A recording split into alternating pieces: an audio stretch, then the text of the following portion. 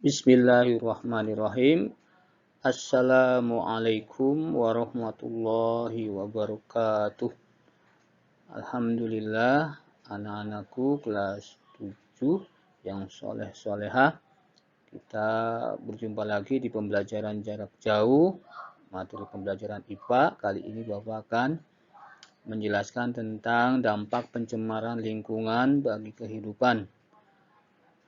Adik-adik bisa mengambil buku paket IPA-nya, kemudian lihat di bab 8. Di situ ada materi tentang pencemaran lingkungan bagi kehidupan. Sebelum membahas tentang pencemaran lingkungan, Bapak akan menjelaskan dulu tentang pengertian pencemaran lingkungan. Apa sih itu pencemaran? Bapak ambil dari pasal 1 butir 12 Undang-Undang yang selanjutnya disingkat dengan UU nomor 23 tahun 1997 tentang pengelolaan lingkungan hidup menegaskan bahwa pencemaran lingkungan adalah masuknya atau dimasukkannya makhluk hidup, zat energi, dan atau komponen lain ke dalam lingkungan hidup oleh kegiatan manusia, sehingga kualitasnya turun sampai ke tingkat tertentu yang menyebabkan lingkungan hidup tidak dapat berfungsi sesuai dengan peruntukannya. Jadi, pencemaran lingkungan adalah masuknya segala sesuatu, baik itu benda hidup ataupun benda mati, ke dalam lingkungan yang menyebabkan lingkungan kita menjadi rusak, tidak berfungsi lagi sesuai kegunaannya. Itulah yang disebut dengan pencemaran lingkungan. Berikut adalah macam-macam pencemaran. Pencemaran yang pertama yaitu pencemaran pada air. Air seperti kita ketahui bahwa air adalah kebutuhan yang paling utama buat manusia. Air yang jernih, tidak berbau,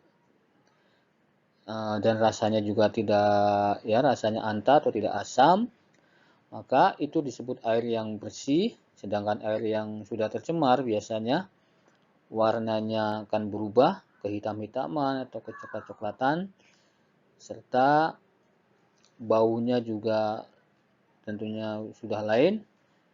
Nah, itu salah satu ciri air yang sudah tercemar. Nah, apa saja polutan yang menyebabkan air menjadi tercemar? Yang pertama adalah polutan yang berasal dari logam-logam berat. Polutan yang berasal dari logam-logam berat ini biasanya berasal dari kegiatan industri, pabrik dan sebagainya, serta dari kegiatan penambangan logam dan emas, Semua penambangan emas dan logam itu menyebabkan logam-logam berat itu mencemari air. Kemudian polutan yang berikutnya yang menyebabkan air menjadi tercemar adalah minyak dan hidrokarbon. Nah, ini biasanya minyak dan hidrokarbon ini biasanya dari tumpahan dari kapal-kapal laut yang membawa minyak atau kapal tanker. Ya, ini biasanya ketika terjadi kecelakaan, maka tumpah minyaknya ke laut, maka laut menjadi tercemar. Kemudian yang ketiga, polutan atau zat yang mencemari air adalah fosfat, nitrit, dan nitrat. Fosfat, nitrit, dan nitrat ini berasal dari kegiatan pupuk kimia, dari pupuk kimia. Biasanya pupuk-pupuk yang untuk tanaman itu menggunakan pupuk kimia. Nah, makanya lebih bagus adalah menggunakan pupuk yang alami, yang dari kotoran hewan dan pembakaran sampah atau pembusukan sampah itu lebih aman, lebih bagus buat lingkungan. Polutan yang keempat yang mencemari air adalah pestisida. Pestisida ini berasal dari kegiatan para petani, yang biasanya para petani ini untuk menghilangkan berbagai macam hama maka menggunakan pestisida. Nah, pestisida ini adalah zat yang bisa membunuh hama pada tumbuhan. Nah, penggunaan pestisida yang berlebihan ini maka menyebabkan air yang ada di pesawahan itu menjadi tercemar, sehingga akan membunuh ikan-ikan kecil, sehingga sekarang ini banyak ikan-ikan kecil yang jarang sekali ditemukan di sawah-sawah karena airnya sudah tercemar oleh penggunaan pestisida. Selain dari pestisida juga penggunaan deterjen yang berlebihan, sabun ya, sabun cuci, sabun mandi yang berlebihan maka menyebabkan pencemaran pada air. Yang kedua adalah pencemaran udara. Nah, udara yang bersih tentu sangat kita harapkan karena udara adalah kita menghirup oksigen itu di udara melalui perantara udara. Jadi di dalam udara itu ada oksigennya. Sehingga kita semua makhluk hidup bernapas dengan udara untuk mengambil oksigennya. Tapi ketika udara menjadi tercemar, maka kita bernapas pun susah. Dada akan terasa sesak kalau udara yang ada di sekitar kita itu tercemar. Nah, anak-anak sekalian, polutan apa saja yang mencemari udara itu? Kita perhatikan satu-satu. Yang pertama, oksida sulfur ya. Oksida sulfur. Oksida sulfur ini berasal dari pembakaran batu bara. Berasal dari pembakaran batu bara. Ini akan menyebabkan hujan asam ya. Apa sih itu hujan asam? Apa asam yang jatuh dari langit? Bukan ya. Hujan asam adalah kondisi air hujannya itu terlalu asam. Sehingga kalau airnya terlalu asam, maka yang seharusnya tumbuhan itu menjadi subur kena air hujan, tapi akhirnya mati karena air hujannya terlalu asam. Polutan yang kedua yang menyebabkan pencemaran udara adalah oksida nitrogen. Oksida nitrogen ini berasal dari kegiatan limbah pabrik ya, kegiatan limbah pabrik. Ini menyebabkan asap kabut fotokimia. Jadi menyebabkan kabut, tapi bukan kabut yang dari gunung. Kalau kabut dari gunung itu segar, tapi ini asap kabut kimia yang mengandung kimia. Ini menyebabkan gangguan pada penerbangan udara, pernapasan dah. Nah, kemudian yang ketiga adalah oksida karbon.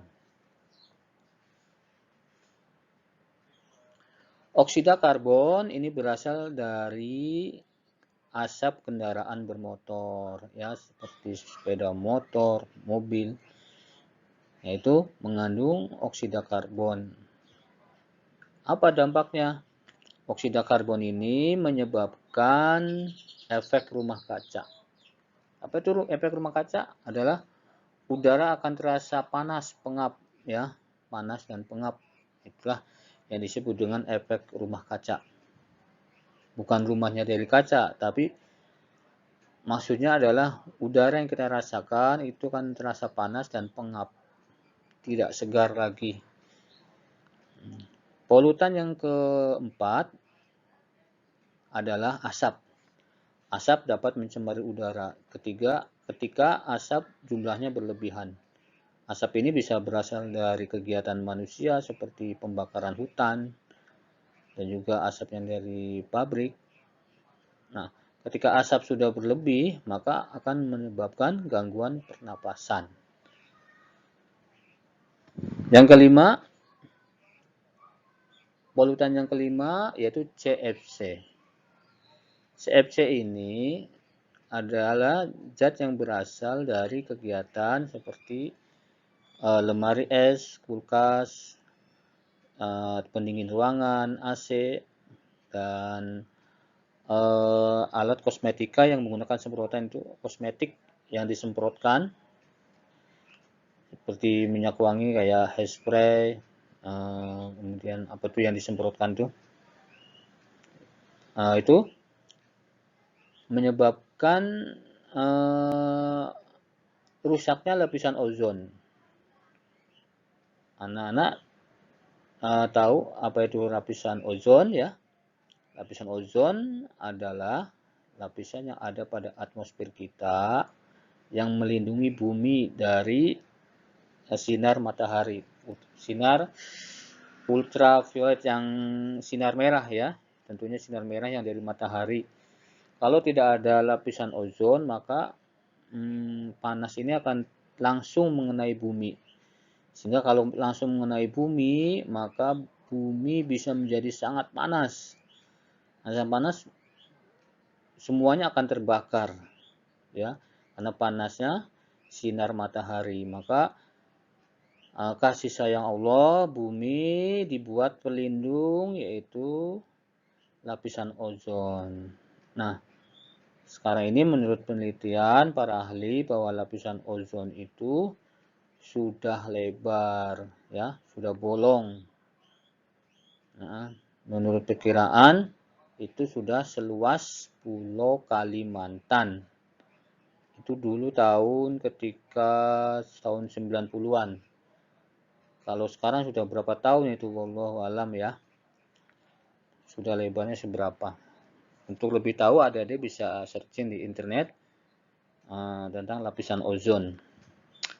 Yang terakhir, yang keenam, polutan hidrokarbon.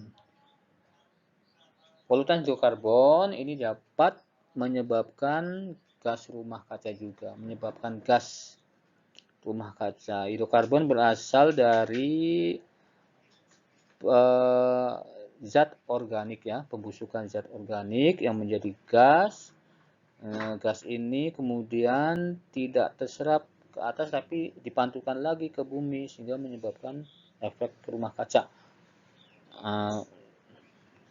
Menyebabkan udara di sekitarnya akan terasa panas.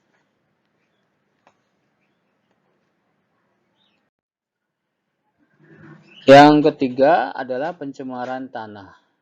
Ya, pencemaran tanah. Jenis apa saja atau polutan apa saja yang dapat mencemari tanah adalah yang pertama limbah padat. Apa itu limbah padat? Contohnya plastik, kaleng, kaca, ya, pipa dan sebagainya. Benda-benda yang tidak bisa diurai ke dalam tanah. Ini disebut dengan limbah padat. Ini kalau berlebih maka akan menimbulkan kerusakan pada tanah, ya, karena penumpukan zat-zat padat ini, karena tidak bisa diurai atau tidak bisa dibusukkan menjadi tanah. Yang kedua adalah pupuk kimia. Pupuk kimia selain bermanfaat menyuburkan tanah, tapi juga jika penggunaannya berlebihan maka menjadi masalah buat tanah. Maka tanah akan menjadi asam, tidak subur lagi, sehingga tanaman lama-kelamaan tidak bisa tumbuh di tempat tersebut yang sudah kelebihan pupuk kimianya. Yang ketiga, penggunaan pestisida. Pestisida ini untuk membasmi gulma, hama pada tanaman, kebun, sawah, dan sebagainya. Penggunaan pestisida yang berlebihan juga akan mencemari tanah, sehingga tanah nantinya tidak akan subur kembali.